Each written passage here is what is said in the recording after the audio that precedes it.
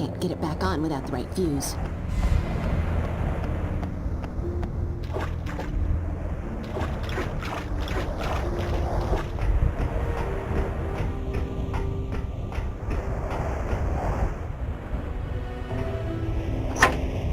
Another fuse box, but this one has a fuse in residence.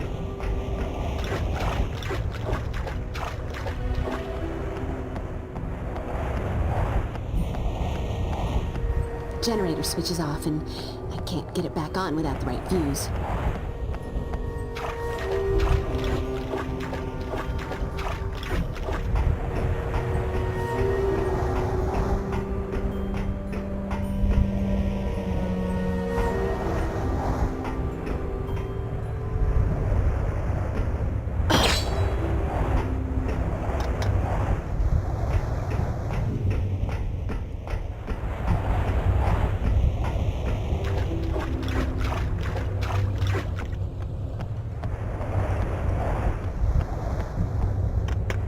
Well, that was pretty useless. The generator switches off and I can't get it back on without the right fuse. That takes care of the fuse. Let there be light and stuff. Power's on.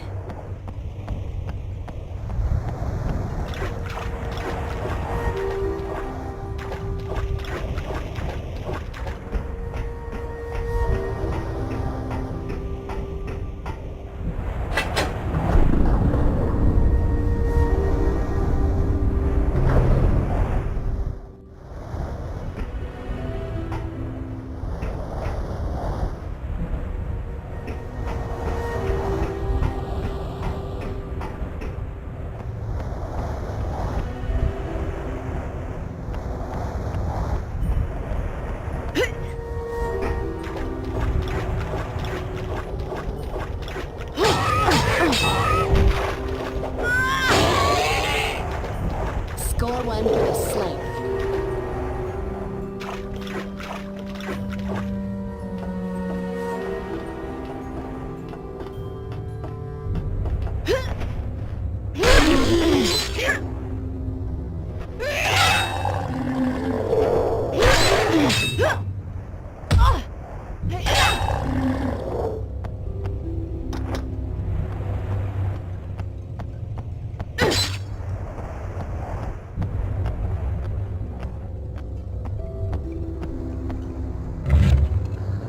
Always wonder what the blood of a Slayer tastes like. Looks like I'm gonna get my chance.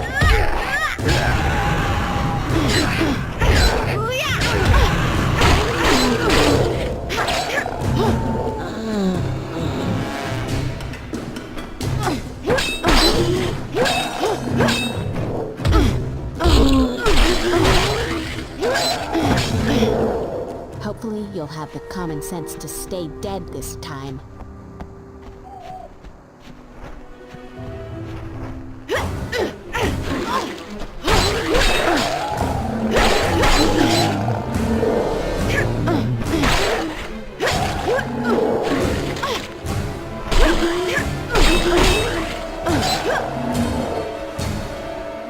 A grave excavator, but it looks like the cemetery man took his keys with him.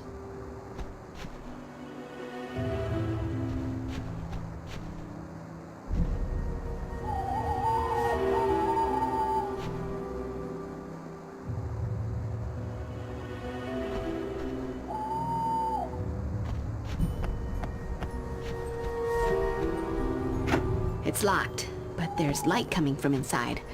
There has to be a way in. I don't see a handle. Must have some kind of funky lock trigger.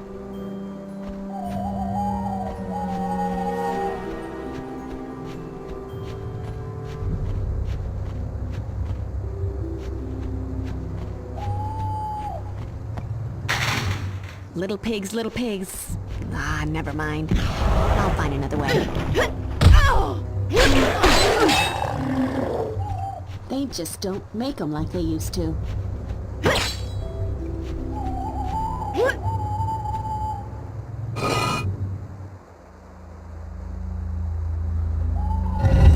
Can't ever just be a simple key, can it?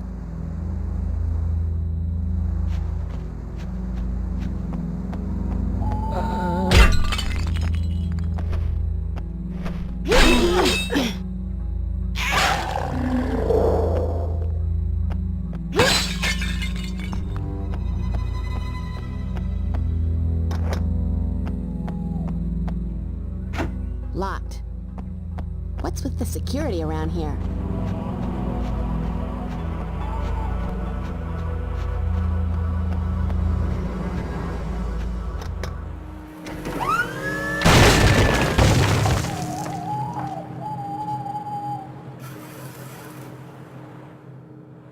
Whoa. Now I see why you need a special license for this kind of thing.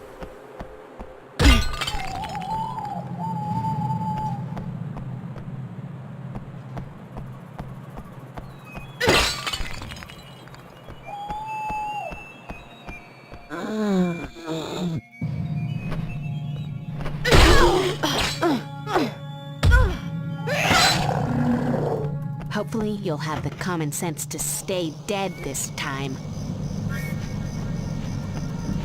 Hello there.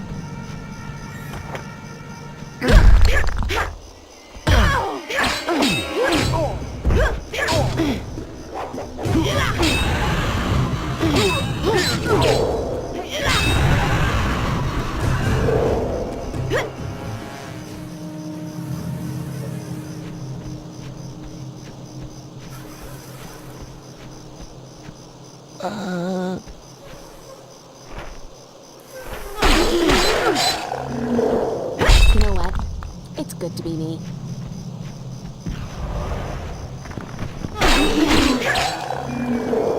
They just don't make them like they used to.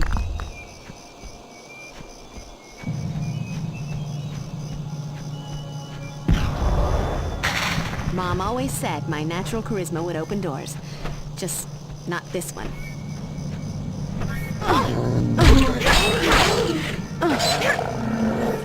Hopefully you'll have the common sense to stay dead this time. Apparently, not the way.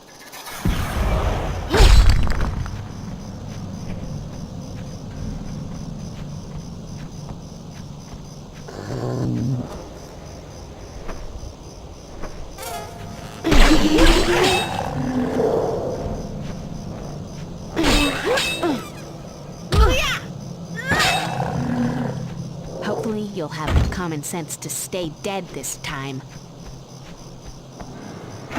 Not gonna happen.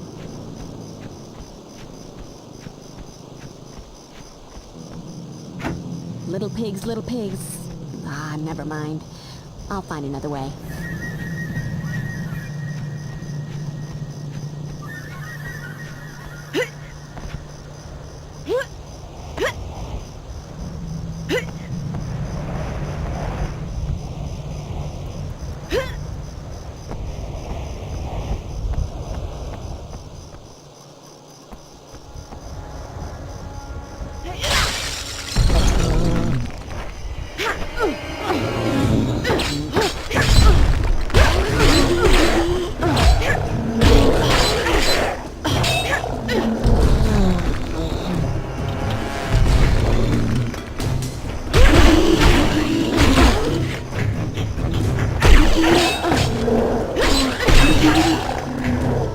Hopefully you'll have the common sense to stay dead this time. The eternal flame. Guess the dead don't worry about their gas bill.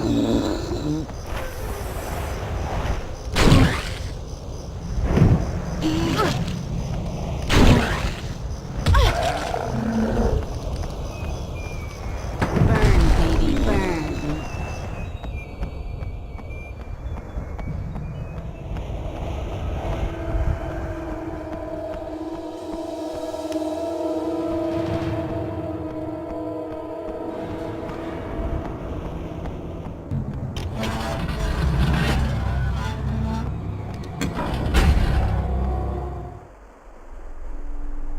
If it walks like a duck and quacks like a duck. You're not easy to kill, are you, Slayer? I could say the same thing about you. Oh, I'll have my turn at you eventually. But there's another I've got my eye on.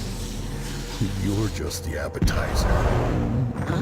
You can keep running, but you know I'm gonna dust your ugly carcass eventually. Yeah. I think I will. And you, Slayer, you can decide what's more important, catching me or stopping the spell before it resurrects all of the dead in this boneyard.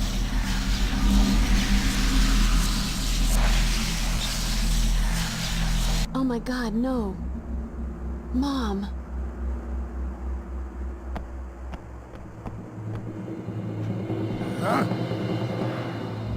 Getting so a fella can't get any rest in this town.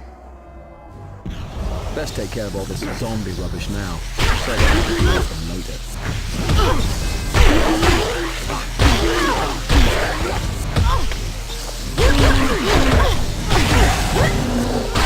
Hopefully, you have common sense to stay dead this time.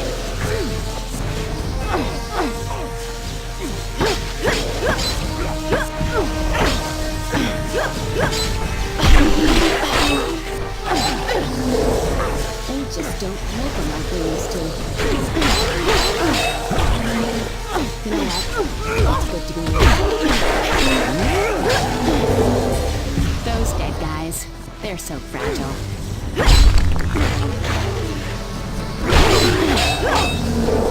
Hopefully you'll have the common sense to stay dead this time. Hopefully you'll have the common sense to stay dead this time. It'll do.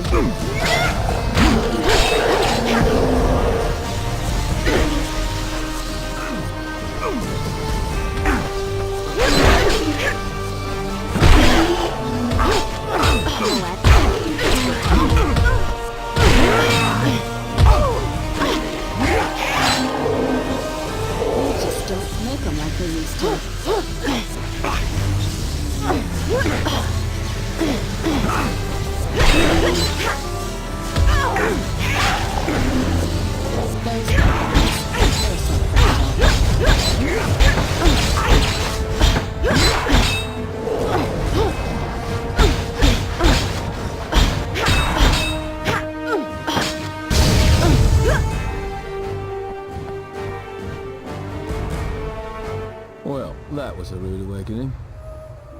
What's going on around here, Buffy? I don't know, but that's going to change. Whoever's responsible for this is going to get a serious beating.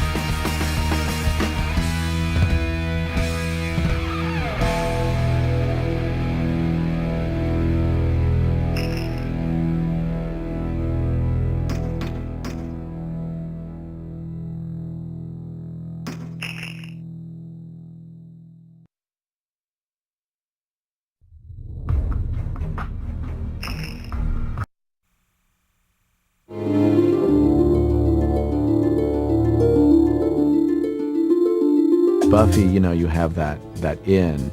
There's more to it. There's a backstory that is humongous. I am savoring the nurturing of hope in your heart, just as I will enjoy bearing witness to the destruction of that hope. The quirky dialogue, the interesting relationships, the funny scenarios, the tongue-in-cheek self-referential humor, it's all there. Oh, yeah, forget it. Languages were never my strong point. I'm so good. I scare myself. Hey, sweetie.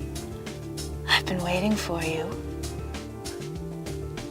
Your cool moves were no match for my writerness. I'm just kind of getting acclimated to my joystick. Right. Look, can we just put the sod and flesh puzzle together and be done with it? And if you do happen to get backed into a corner, there ain't no way out. Unless you got someone with a tunnel. You know, wasn't clever enough to be a brain surgeon. I think that is why it's such a good game, is that they really do care about the story.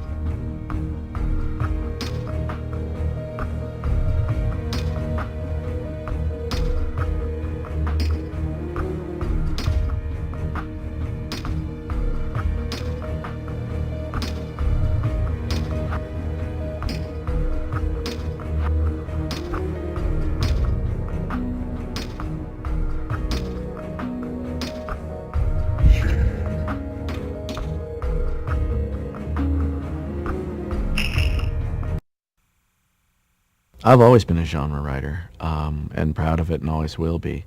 I don't mind a sensitive drama. I like to watch them, but I don't know how to make them. I like genre, any genre. Every piece of art is exactly as good as how it's created. My favorite novels tend to be things that are, just about people, although there are some science fiction novels that are very important to me.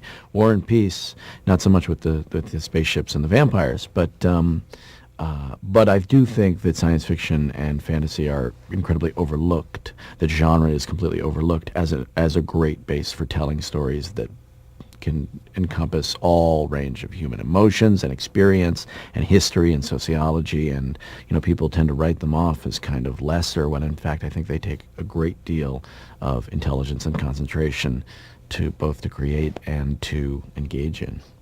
The fact that Buffy has become kind of a transmedia phenomenon, if you will, is something that I not only thought would happen, but planned on from the very start. Buffy was designed to be an icon. She was designed to be a hero that lived outside of her television show, that entered people's subconscious lives and their video games and their comic books and anything we could think of. Not that I was like, oh, I want to market, but I wanted to create something that was bigger than 1 hour a week. The most surprising aspect of doing Buffy, I think, is how incredibly tired I am all the time, and how much I hate people as a rule. I'd say the other surprising things are that people understood what we were doing right away and appreciated it. We sort of figured we'd slip under the wire, and then people actually got it. That was really sweet. And how much I've learned in 7 years. I used Buffy kind of as a film school to learn how to direct, but I also found out a lot about people and how much I love working in different parts of the medium that I never even knew about. I think the appeal between the video game and the television show are necessarily somewhat different because they're different kinds of narrative. But I think what works is that Buffy is the sort of person who solves her problems through violence, which is the message I always want to send out to the kids. And but she's, she is a figure of action, but very recognizable. So, a lot of the great fighting games are very anonymous, which is a little disconcerting, especially after you've been killed about 25 times and you start to think, who am I? What does this mean? I don't understand, and you get very French. But with Buffy, you have that there's more to it. There's a backstory that is humongous, and there's all that to call upon, and there are visual images of these people and these actors that people love, and plus killing and killing and killing and killing. I'm amazed by how much the games look like the show and how much they've tried to keep the integrity of the show. That's really important to me. So it's really fun to play or to watch people who can actually live for 5 minutes play and see that, that's where I've lived for 7 years. Mm-hmm. I know that place. I know those guys. I think the next level for the Buffy games is going to be big Nerf hands that you can hit each other with. But then again, I don't really know much about games. It's turned me into a megalomaniac, this whole show, and the game is only going to make it worse. And it is actually kind of humbling. I mean, it does make me proud, not that we struck a chord with people, because although that's nice, that's kind of a crapshoot. You sort of have to hit the zeitgeist. You sort of have to, be the right guy at the right time. And you can't really take all the credit for that. But we worked really hard all the time to make the show good. That I'm proud of. Humbling it is because, the show is bigger than me. It's bigger than the show now. It's a game. It's books. It's so many things. And when people get really passionate about it, they're getting something that I get really passionate about, because it isn't me. It's something, and it isn't even just something I've created. And that's not even just because there are other people involved, writers and actors and all that stuff. It's just when a thing is art, it separates itself from the people making it and becomes bigger than they are. And that is both humbling and extraordinary. When I first started 7 years ago, we didn't know if it would end after the first season, which is why, we killed the master and finished our arc out. I've had closure almost every year, except for year 6 when we knew we were getting a 2-year pickup, and then we sort of had the spike soul. We left a thread. Every other time, we've sort of said, if we never come back, we've said enough. So when we got to the 7th year and we knew this was going to be the last year, the statement we were trying to make became very important. And yeah, I feel like we went out exactly the way we should. What we have to say in the last episode is something that I really think the show has needed to say for a long time. What I'm going to miss most now that the show is finally wrapped and we've done our 7 years of hard, grueling, wonderful labor, is really the writers. Hanging out with the writers. They're a really interesting bunch of people with some interesting problems, and that we would talk about for many, many hours. One day I'm going to turn around and realize that, I can't walk down the Sunnydale street, the one street that we had, that I can't, go into the Bronze, that I can't go to the place and go and yell at the director and do all those things that I like to do, and it's really going to hit me. It hasn't yet. I'm still in the exhaustion phase. I'm still in the, thank God, we made it. We're free. We're out.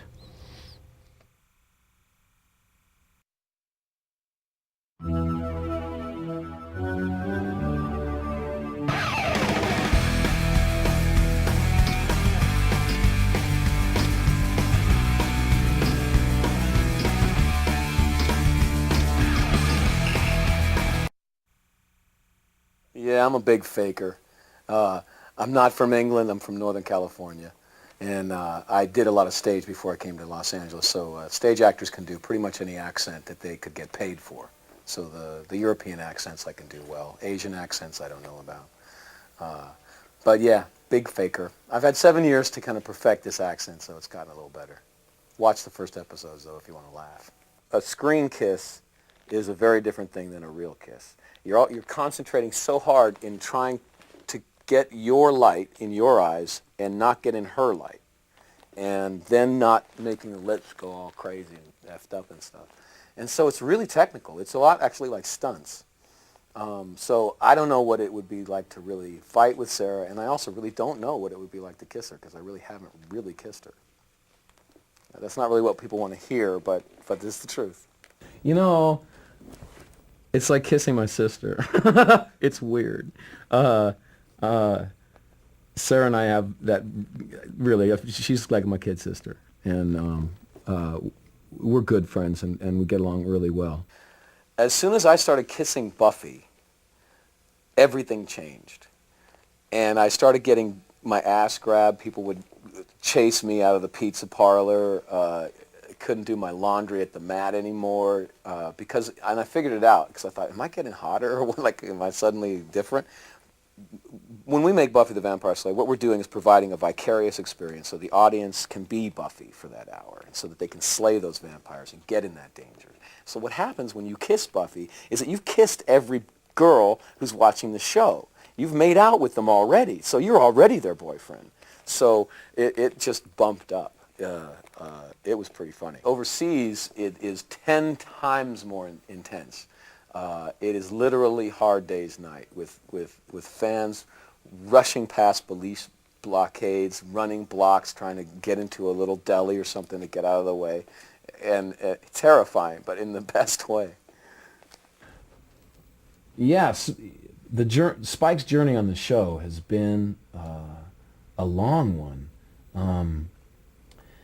You know, he started as a kind of a 2.5-dimensional villain, and they never would have decided to build me up so far and make me so cool if they'd have known I would be living past 5 episodes. But there was something which was kind of mysterious about Spike, which was that he was a psychopathic killer who really enjoyed hurting people, but he was also a completely attentive boyfriend, very sensitive, which you don't normally see. And I think that it was that contrast that initially got people interested, and explaining that contrast is what we've been doing ever since. Why Spike has this incredible draw towards women and this incredible need to please them. There's a weakness there that Joss recognized that I didn't. And as he explored it, I became more and more uncomfortable, because I thought he was starting to reveal things about me. But ever since he got brought on as a permanent member of the show in season 4, it's been about taking Spike down all pegs. They built him up so far. They've been humanizing him and embarrassing and humiliating him. And I used to think I thought I was Job. You know, what character am I playing anymore? But then I realized it's when Joss and Marty really love your character that you get humiliated. So when the oatmeal gets dumped on your head, that's when they're saying, you know, we love you. You don't have to pay the game character to keep fighting. Is the only difference between the game character and the character on the show, I think. And it's not over after 48 minutes. You can keep playing, but otherwise it looks just like me. And I did all the voiceover, so it's going to sound like me. And I think probably my black coat is even cooler in the game. I go in and out. Depending on how much downtime I have on the set, I can get way into a game. And I can also take breaks after a while. I recently got this big-ass television, this big flat-screen plasma thing, you know. And you got to be careful of video games on the big screen, because you can really get disoriented. You just start spinning around because this perspective changes. But yeah, I consider myself a gamer, definitely. It's so fun. You become a little kid, you know. Oh, good, me. I want to play with myself. So, you know, I act like, oh, that's pretty cool. That's nice. And then I get the thing home and I play it for hours.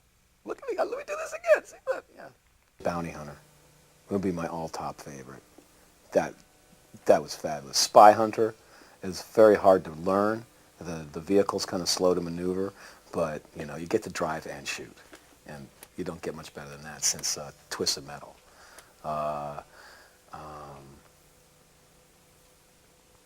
What's that little kids game? I like little kids games too, because the graphic art is so amazing on them.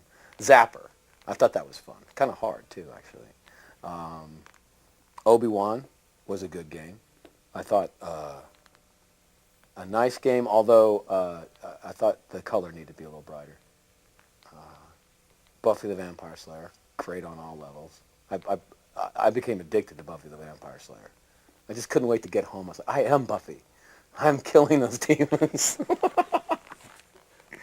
I have multiple PlayStations.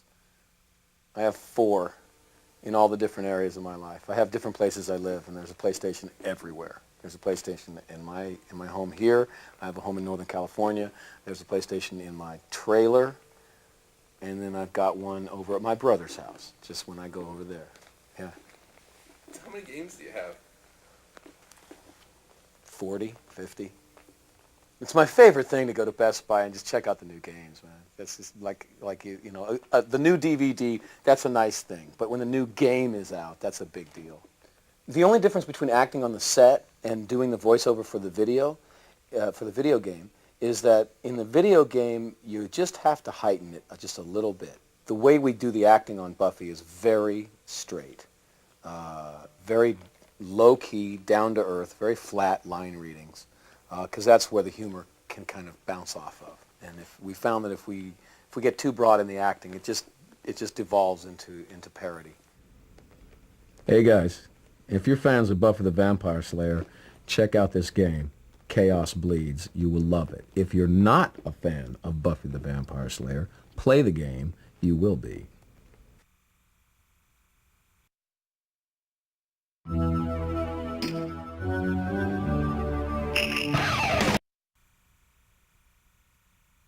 When I first saw the script, I was knocked out by the fact that someone American could write so well for an Englishman.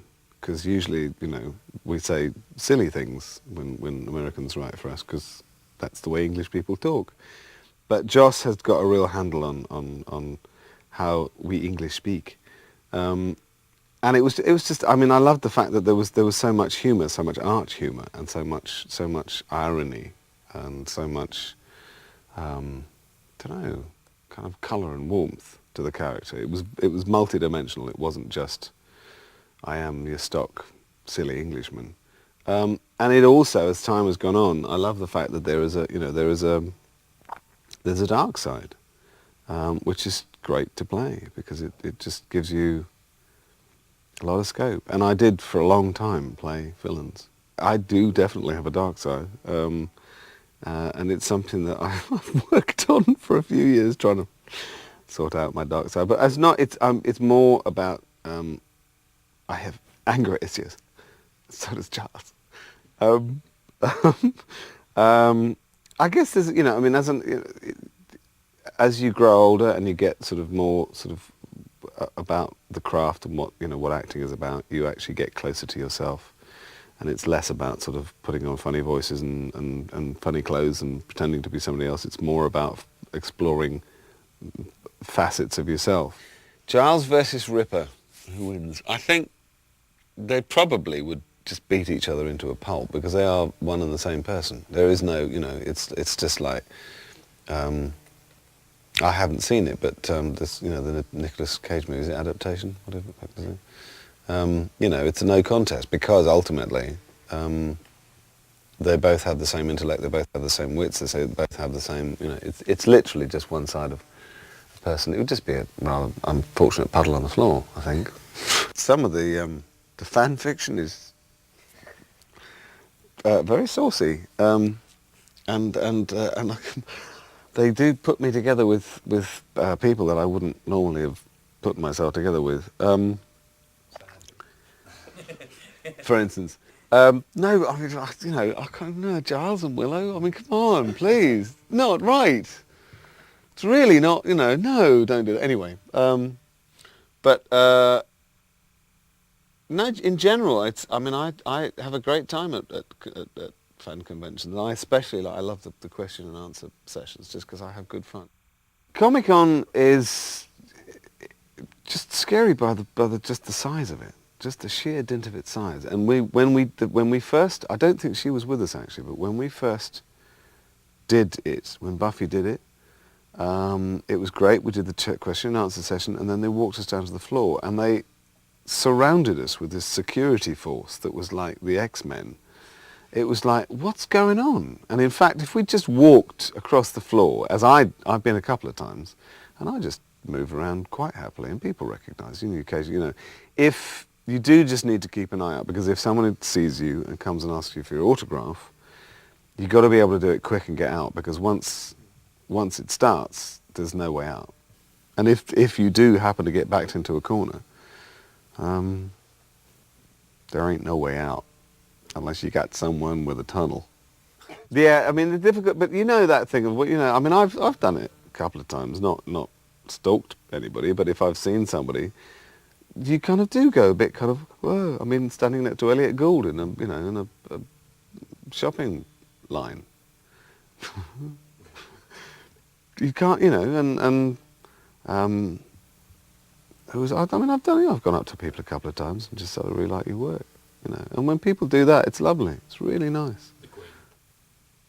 And the only time it was ever, I did sometimes when I'm at dinner with my family, and well, especially when I wasn't seeing them very often, and I would talk, you know, I'd have sort of like a few hours in New York or something that we were stopping through, or, you know, we'd met, and then someone comes up and says, "Excuse, I never do this, but, you know, I hate to," and it's like, well, don't do it then. But the other one, the classic one, yes, this one actually, I can say, I had to do quite a lot of commuting on the train in England, and, you know, you fall asleep. And in my half sleep, I could hear this conversation going on. Go on, do it now, go on, go on. I don't think he's going to like it. Do it, go on, what? And I sort of just opened my eyes, and there was this girl with one of these new cell phones that take pictures, and it was like, there. And it's like, whoa, come on, don't do that. Don't, you know, don't go there.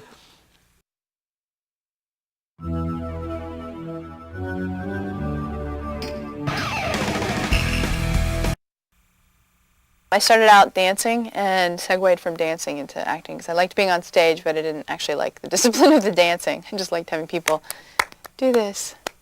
I moved to Los Angeles when I was 14, and I didn't actually start on Buffy until I was like 22. So I've been working steadily for a number of years, and then, you know, I kind of walked into Buffy. I just auditioned for it and, you know, lucked into the part. I think the reason that Buffy is so popular is that really you're talking about a show that doesn't talk down to its audience, you know. It really does bring the audience into the show.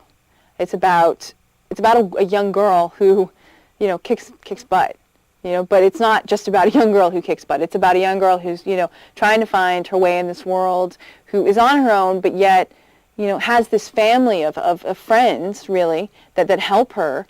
And we've been really lucky with our writers and our producers that they're just really intelligent people, and instead of it just being, you know, one level story, they take a one level story and add many dimensions to it, so that if you watch it, you can just see the blonde girl running around kicking vampire butt, or you can see the young girl who's, you know, dealing with, you know, her relationship with her mother and the relationship that she doesn't have with her father, and then dealing with this sister, you know, taking care of her sister, and then, you know, her romantic relationships, and then on top of that, you can look even deeper and see that we're dealing with mainstream issues too. And I think that is why it's such a good game, is that they really do care about the story in the same way that the writers on the show care about the story, and they care about the characters, and they understand that the people that are going to be playing this game are fans of the show, and that they want what they see on TV, and that's what they're giving them in this game. And I think they're, you know, really lucky to have such a nice group of people putting the game together for them, the fans.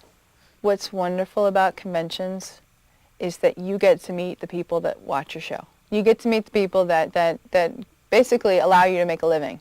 Because without the people that watch the show, without the fans, then, you know, I would be just some Joe Blow working in a restaurant somewhere, bussing tables probably, you know. So to meet everybody and to see the cross-section of different fans and see who is involved in the show, it's really amazing. As I've said in many different interviews, it's like a 6-year-old comes up and says, "I love you" on Buffy, and then a 75-year-old grandpa comes up and says, "I love you" on Buffy. So Buffy appeals to you know, many different generations of people. I mean, it has widespread appeal, I think, because it's just so interesting. It's so different. There's nothing else like it on television, except Angel, I guess. But it's just such a cool show, you know? And I think people appreciate having a show that doesn't talk down to them. I think that the fans are really going to enjoy the game, and like they enjoyed the first game, because it's well written. Chris and Tom have done something that I think is really, really smart. They have made the game just like an episode of the show. The quirky dialogue, the interesting relationships, the funny scenarios, the tongue-in-cheek self-referential humor, it's all there. So when you play the game, you feel like you are a part of, you know, Sunnydale.